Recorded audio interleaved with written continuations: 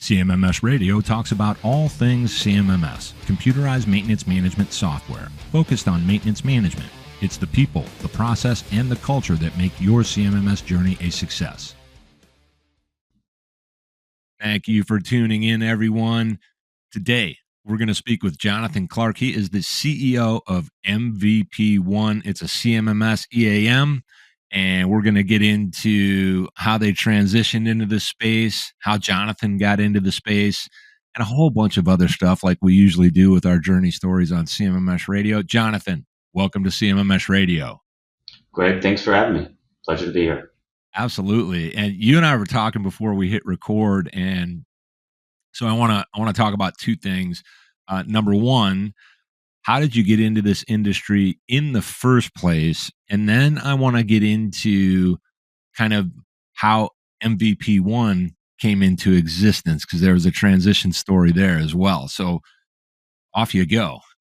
Yeah, no, not intentionally, I'll say, to start, but I don't know if anyone ever does. I was working at General Motors many years ago, working on trying to install sensors into the inside of a transmission, so that you could track oils, leaks, and everything like that. And had a lot of manufacturing experience to start out early in my career, and then eventually took a job with, at the time, the company was called CMMS Data Group. And our goal was to really help CMMS companies with services improve their usage of whichever CMMS they were using. We had some specialties with M4 or data stream M4 MP2 product at the time, where we did a lot of our work. We also focused heavily on data storeroom cleanups, and really anywhere that we could just help drive, improve processes, get rid of paper, and track your data better, and then also report on it from the CMMS side of things. And so at that time, when you were in that position where you were really, in a sense, agnostic, right? It didn't matter what CMMS somebody had. You were going to step in and help them not only dial in their data, maybe set up asset hierarchies and all these things that would really take whatever they have in place and get it connected to how they work, how they actually work to achieve, fair to say, reliability? Yeah, absolutely. Our starting goal was we were trying to roll out wireless handhelds at the time. Now, when I say wireless, I mean they weren't connected via cord. There was no Wi-Fi.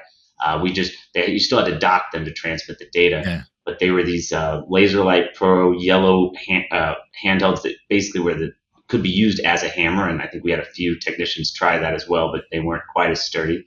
But just trying to make it easy for the guys to collect the data that they were doing. Hey, did I use a part? Just scan it, press a button, scan my badge, and then enter my hours work, scan the work order. Just really trying to make it streamlined and a lot less back and forth and writing pen and paper and a tech recording the data. Yeah. And that was a lot of what started the CMMS journey. Along the way, we built some handheld solutions that would be built on top of other CMMS packages. And then, so through all of that and working with, it has to be countless industry people, maintenance people, frontline, mid-level management, even the C-suite within these organizations that are manufacturing things, and maybe even things that weren't manufacturing centric. Maybe it's just facility centricity, and you had to then build a system. How did that part of it kind of get born, if that's a good way to put it? No, well, the founder of the company, Ruth Hughes, I don't think ever really started out thinking, hey, let's build a CMMS. She was like, I want to help people first. And then what we started to receive is she, at one point in time, I want to say, I don't even know, 20 years ago, sent out a user survey to a lot of their customers to see what features they wanted in a CMMS. And one of the most common responses were, we want a CMMS that works as easy as your barcode solution.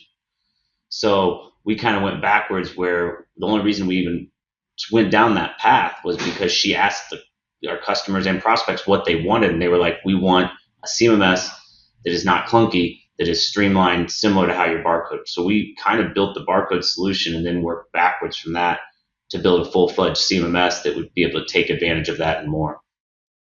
What's good about that, as far as like what I see when I kind of watch the industry, and I'm passionate about how things come into existence first and foremost. Like, what was the original problem that was being solved?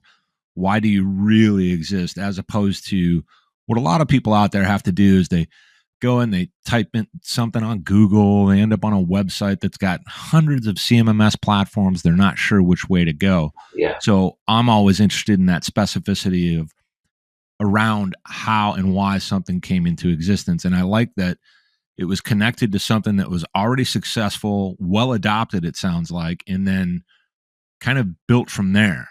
And that gives it that kind of foundational basis of why it exists in the first place. But also, you talk about all the people giving feedback wanted something that was as easy as the scanner, and that tells us something about the world of maintenance management or otherwise. Frontline workforce operators, they don't want to spend a lot of time clicking 10, 20, 30 different things and drop downs and all this kind of stuff. They want a way to just get things documented. They're totally willing to do that. But if you bog them down, now you're getting in the way of the work that they love to do. And off mic, we were talking about that particular thing, about almost like the passion and the intrinsic motivation that maintenance people actually have to do great work. What can you tell me about that, just from all of your years now there? What you've seen when it comes to that perspective that they kind of bring, and how that impacts their adoption of MVP1, like user adoption. Well, I will say maintenance users are some of the most troubleshooting users you'll ever have, because if there's a loophole or a way to work around something, they will always find a way. And that is one of the things that they aren't. I'm stuck. They will try every much way to find a solution to the problem. And I love that mentality, and I think that's what makes a lot of people very successful in their roles. So with that being said, that's really where we received most of our feedback. We didn't try to reinvent the wheel. We didn't try to start over. We held a lot of user groups, a lot of sessions, and we just wanted to hear what everyone else wanted out of a CMS, and how to take what they're doing already and make it streamlined without getting in their way, right? And just making it simple. Yeah, and that's, I want to give a shout out to a friend of mine. His name is Brian Bieski, and we've talked for it seems like a couple of years straight now about CMMS in general, and then sometimes we'll go in on specific products. But I like one of the things that he says: in any situation where there's a CMMS, he doesn't really care what it is. He'll find a way to make it work and get the outcomes that they need as a maintenance group, whether he's leading a team, part of the team, all of that, to just really get that to happen. So that reminded me of that when you were describing it. Now, so originally supporting MP2 leads to, hey, we're going to actually build a CMMS, because now we're starting to see how and why it should be set up for all these different people. So now it's all MVP1. It's got nothing to do with MP2 necessarily anymore. I want to ask, what are some of the common challenges you've seen when it comes to the deployment, the actual deployment? So somebody is for the first time coming on, whether they're brand new to CMMS or they have an existing one. I'm curious, what are some of the challenges that you've seen? And then, of course, the follow-up would be, how did you overcome those? Yeah. Well, there's two avenues I always like to look at: people that have a CMMS and people that don't, and their approach is very different for each of them. Because for someone that does not have a CMMS, you have to impart a lot of knowledge on that person to understand the benefits. Where I think a company that has a CMMS, you just have to convince them why whatever CMMS you're selling them is better than the one they have now. And I think that that's an easier process than trying to convince someone that has nothing.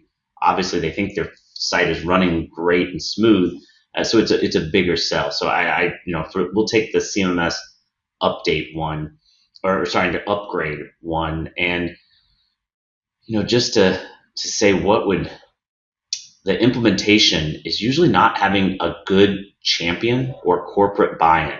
I'd say the end users want to roll this out successfully. They want to make their lives easier. I'd say a single location implementations are usually very successful. The ones I see that struggle the most are when there is this expectation from a corporate level to have a standardized CMMS across all sites without the given team at the corporate level. Because as a contractor, a third party, we can only recommend so far. We can't go in there and tell people how to do their jobs, and we will always be able to recommend and push, but we need that champion at the corporate level that will always be there to continue to drive it once we've stepped back after the implementation.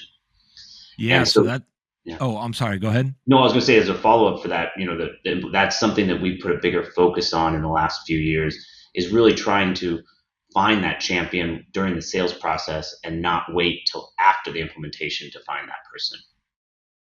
I think what's good about that is when, like you're saying, when you have that champion in place at that corporate level, and in this case, we're talking about when there are multiple locations that Correct. need to be deployed across a corporation, and that champion is going to be almost partial expert, at least a partial expert on why we're doing this, what it's really connected to as it relates to the organization. And their job would also be to maintain that connection between the front line and the C-suite and kind of act in the Right. middle, whether they're part of the C-suite or not. Now, one challenge I'm thinking of, and I'm just curious if you've experienced this, it's really, really tough when your champion leaves. And Yes. Yeah, absolutely. you, In the you middle of have the to, project, right? I assume you're saying, yeah. well, Uh, yes. even after, let's say you've got a client, you successfully onboard them, you transition some data, and let's say they have like 5 locations and they're all pretty solid, a little Mm-hmm. bit of work to do here. Maybe this one's lagging there and these ones are doing real good. And you've been in there for a year and a half and your champion actually leaves. He gets some great job somewhere and he has to go. And now you have to find and create a new champion. Do you find in that time period during, let's say, the first year of having a brand new client that you have people on your team, on your front line that are making connections internally so that there are alternative champions?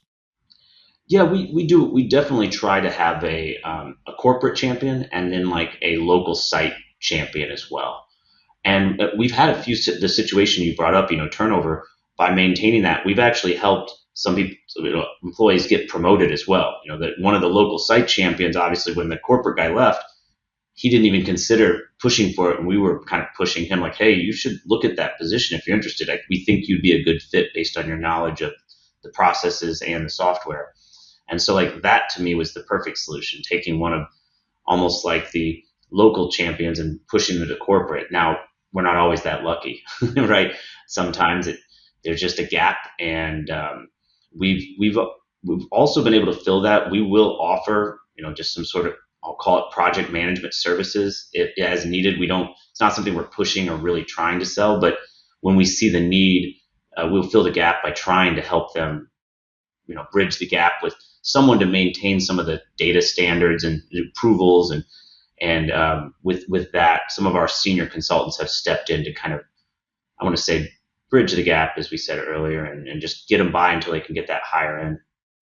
Yeah, well, I think that's good too, because when you have those, so like for me, pretend for a second I'm at your company, and I would love to see people are really documenting extremely well how the client relationship started, how it developed, what they really do with the system, not from in this case MVP1 perspective, but Mm-hmm. more client leveraging, right? And full documentation so that on your side, if you have turnover, some of those key personnel that really understand a lot of the accounts, you can supplement as well. So you're kind of taking that knowledge and you have it available to help and guide your client. Like you say, Mm-hmm.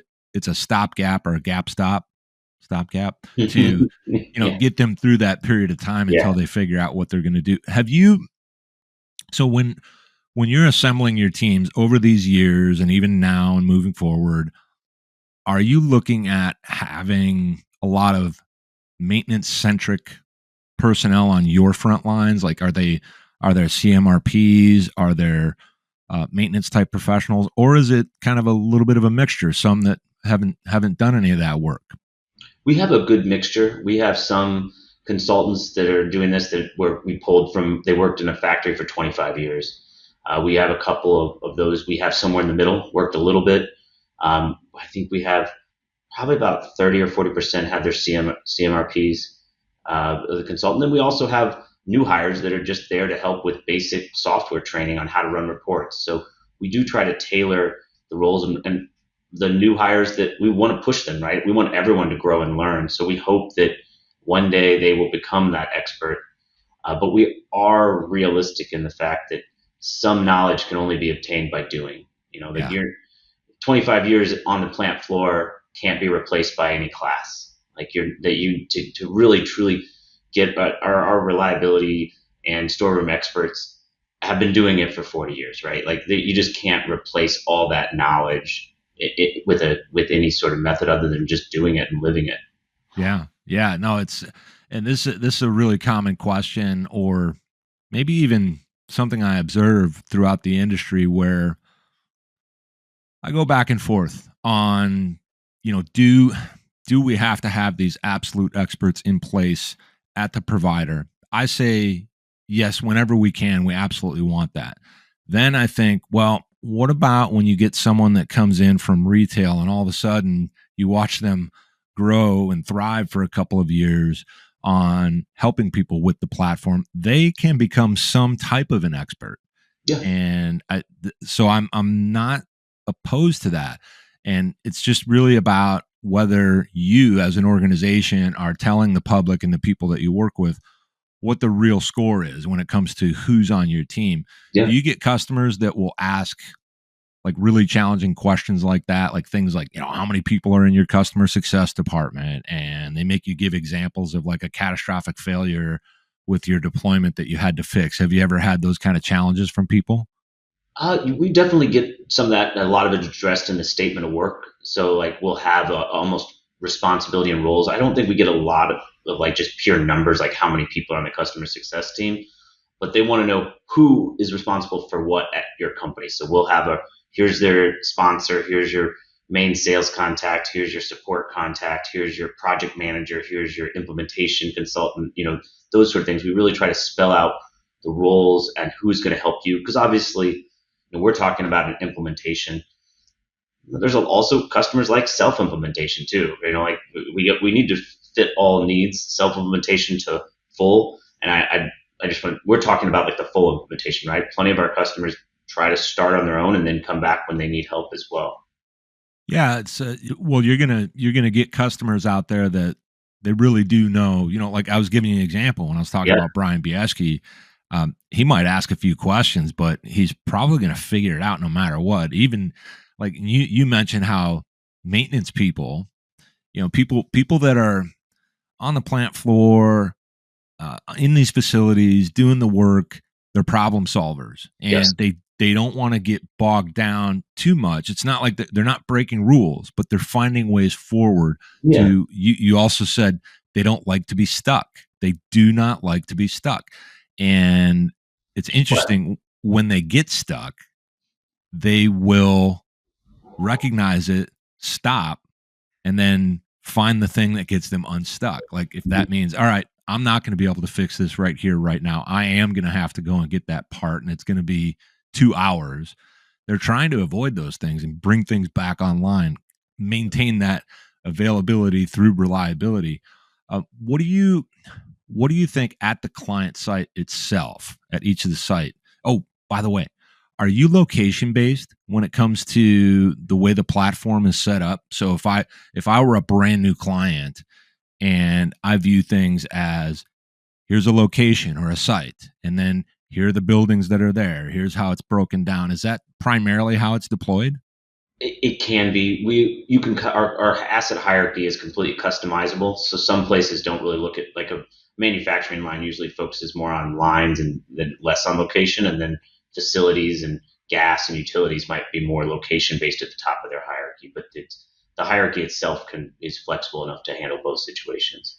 Got it. Got it. And then, and what I wanted to ask then after that is, when a client internally is having problems with user adoption, what kind of things are you able to do as an organization to support your client to help them get over the hump on that? Like, say they've got technicians that are like, I'm not going to use this or something like that. Some of that's tough to get over, right? Like, but there does need to be a little bit of pushback. We offer a variety of levels of training, anywhere from like an hour to quick start sessions to whatever we can. I will say one of our surprisingly most popular features out of our CMMS isn't really anything to do with the CMMS. It's just having a live chat available. When we get our user scores and everything, having competent US based employees that actually can answer your questions quickly available, we found has been one of the best things to help with user adoption. Because if they can get an answer quick without having to go to their admin, even if it's something they don't have permissions to do, but just so they know the path forward, they usually will be much less frustrated and happy with the solution. And then they'll just blame their boss for not giving them the right permissions instead of blaming, the software. Yeah, yeah. No, that's it. We see all those things happening too. I mean, Yeah. anything can happen in a maintenance environment. It's really true, everybody. Anything can happen. And, maintenance people, I've had some guests come on and I talk to all these people. You're not going to BS these folks. They're just not. And if they're not going to buy in on something like the software. So what I'm really getting at is, sometimes the company that acquires your solution, they have some work to do internally ahead of time to make Absolutely. sure that maintenance is bought in, or if they're not fully bought in, they have to have a way forward. In other words, why am I doing this? Why does it make a difference? And please, for the love of anything, make sure it's not 10 clicks to get Yes. something done that should take me, 30 seconds. So I, I like to be careful when it comes to like features and, feature dumping and products. I have this opinion that nobody cares about your product. They care about their problem. So if somebody had the problem that their existing solution just isn't getting it done, it's clunky, it's junky. And then they came to you and said, hey, can you help us? You prove some things out and they get on board. Now I want to get into that world of how we're really leveraging it. So in your mobile functionality, question I had about it was, is it a mobile version that's on the web, or is it an actual application? It's an actual application. It's fully built designed for the iOS and Android and Windows as well. Does it work offline as well? Yes, fully offline. I mean, you need to be online. You need to log in once so it can sync the data, Sure. obviously. But once it's synced, you can work fully offline, and then once you're back in connectivity, you can sync it back with everything. Do you so this is kind of a trend lately, and I'm pretty harsh about it, but are you guys on this AI trend and leveraging AI in any way within the platform? If so, how, and how is it actually doing something, not just surface level stuff? You mean just the marketing team wants to put AI in front of every word? Yeah, yes, Yes. that comes up in conversations. Are we currently implementing any AI solutions? No. Will we in the future? Maybe. Like we're definitely evaluating them. Our biggest concern with AI right now is accuracy. A lot of times the AI will sound good, sound nice. It'll tell you what you want to hear, but you can't trust the data that it's giving you. You could say, hey, recommend a best PM schedule for this asset. It'll give you an answer that looks good, but it doesn't mean that it is right. And that's where a lot of our research has come back to, that we need to have a way to almost fact check AI before we can reliably start using it in this solutions to help people. We have found some areas where it can be helpful to clean up instructions or clean up text, where there's obviously a human element that's still doing a second pass. Yeah. But as far as AI, MVP1 AI does not exist today. But we're always going to be researching it.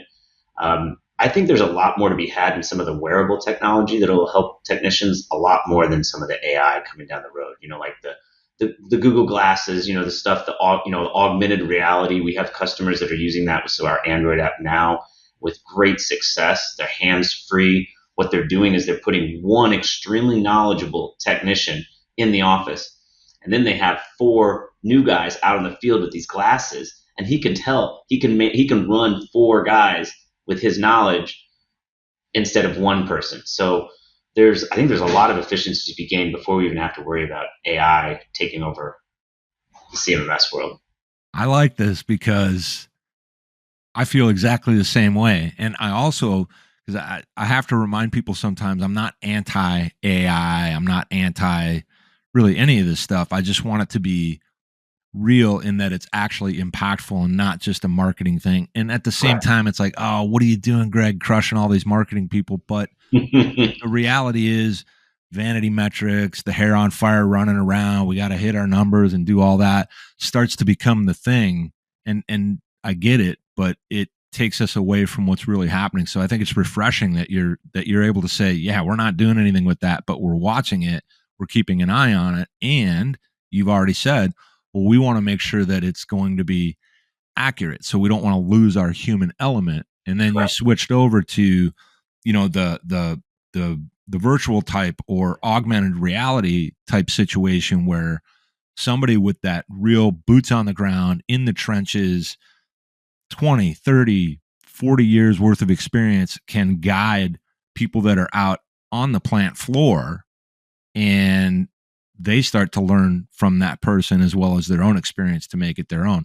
So is that something that's within the platform already where that connection gets made, or does it just happen still to this point outside of MVP 1?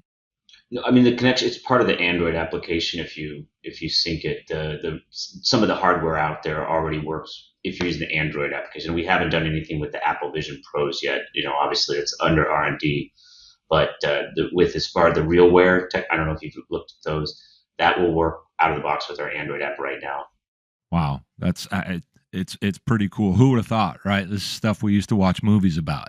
Yeah, it's slower than hope. I'm still waiting on my true hoverboard, right, from Back to the Future, but it is advancing in very different ways. You know, there are a lot of good uses for AI. It's not to say we aren't using it, right? We just aren't using the platform. Our developers are using it to speed up coding. Sure. We are taking advantage of AI tools for all of our writing teams. I think it really helps to generate content or give you a starting point where accuracy isn't nearly as important. So. Yeah, it's interesting, and you're still not going to remove that human element where they're going to put their eyes on it. And I think what I worry about with AI is how much it can potentially influence. Now I'm not talking about just CMMS. Yeah. With anything where we need to create something based on something we've learned and researched, and then kind of, I don't know if I'm saying regurgitate, but like take that, critically think, and then put it back out into the world. If you're leveraging AI tools, you create a languidity, you become lazy, you become less able to think critically. And that always worries me. It really, and I don't know what I'm really worried about. It's something that I feel like it's too synthetic, and we won't know if it's getting it wrong until it's too late.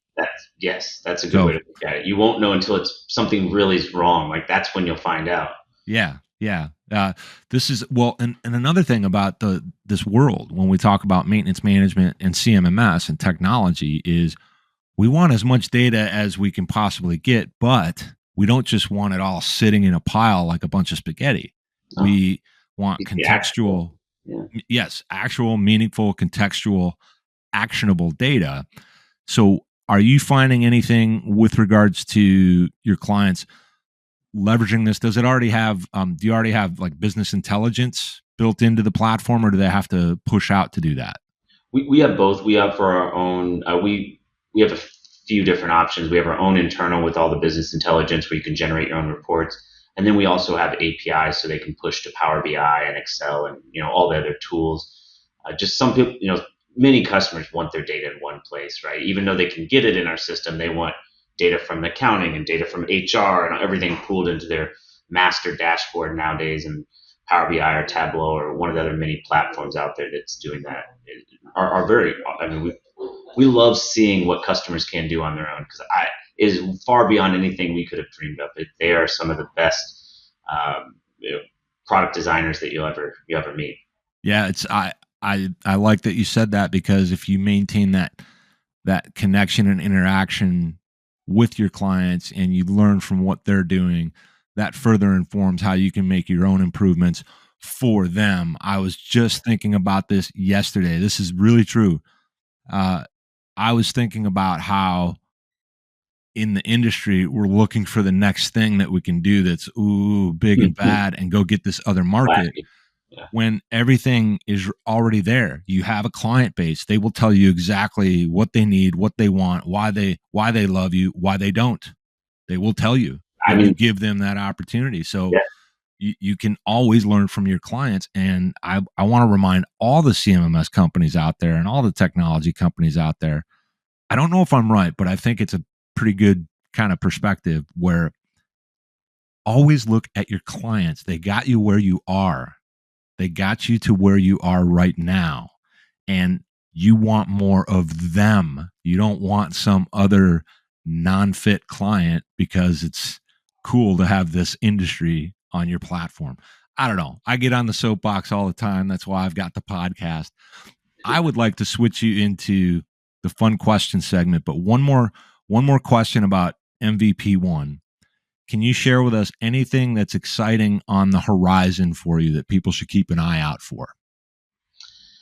we are going to be launching a new mobile app here in the next few months. So it'll be a completely redesigned, optimized, extremely fast experience. We put an emphasis on speed, as few clicks as possible to get everywhere. And I don't want to say AI, but as automated as possible. If there's a way to assume or simplify or skip a step, we're trying to do all of that and then give it powerful at their fingertips and improve on something we've been iterating on for 20 years. Cool. All right. I just wanted people to have some awareness of what you're working on, and now we're going to go for the fun question segment. So Fire away. these are all just straight up whatever comes to mind. No wrong answers here. The first one is, what is your favorite music? Pearl Jam, just saw them at Wrigley a couple weeks ago. So I'm going to go with them because they're the last band I saw live. And they are, over the years, by far the most consistent. I mean, Eddie Vedder just sounds amazing still. I don't understand how his voice has held up. He has a great he's maintaining that voice with excellence. So Yeah, not, and again, just to get a glimpse of what do you like, how do you roll, kind of a thing. Fun question number 2 is, what is your favorite sport or hobby? And on sport, it does not have to be one that you play. It could be one you like to watch and support. I am a very avid runner. Ran the Chicago Marathon 2 days ago, and I can't get enough of running. And I enjoy watching the pros. And I know it's not necessarily a mainstream sport. Second, NFL. I'm a huge Colts fan. Grew up in Indianapolis. All right, all right. And fun question number 3. This is the big one. What is your philosophy, perspective, opinion, anything at all when it comes to the concept of work-life balance? I mean, I think you have to have a work-life balance. We do a very big job of making sure no one's working more than 40 hours or close to it. We're not tracking the tickets, but if you're not, well, I'm just going to pause for a second. Yeah, no, you shouldn't live to work. No one should live to work. You should work to live, right? And we're always trying to improve our PTO policy and ensure that no one's working over. We try to also plan a lot of fun events. 5Ks at work, happy hours, dinners, and always optional. But we're very at MVP1. We pride ourselves on not overworking anyone and really trying to have a great work-life balance because it's just no other reason. Yeah, and this segment is that's why I call it fun, because there's no wrong answers. We can just kind of open up and it might help somebody. It's not about being right. It's about kind of a little bit of opining, whatever, sharing some philosophies. So that's very cool. So for everyone out there, you can check out MVP1 if you go to www.mvpone. That's mvp1.com. That's where their website is. And of course, if you want to talk to Jonathan Clark, find him on LinkedIn and hook up with him for your own conversation. We were able to put this together after, I'd say, a couple of months worth of work, and we finally got it done. Jonathan, thank you so much for being here with me on CMMS Radio. No, thanks for having me, Greg. It was a pleasure. Cool. Did you find this episode helpful? Please send us some feedback, suggest a topic, or ask a question. Reach out to CMMS Radio if you need a co-pilot on your CMMS project. Visit CMMSradio.com and use the What's on Your Mind link. Thank you for tuning in to CMMS Radio, your resource for all things CMMS, from selection to implementation, to help you make better choices, learn from industry experts, and have a successful CMMS journey.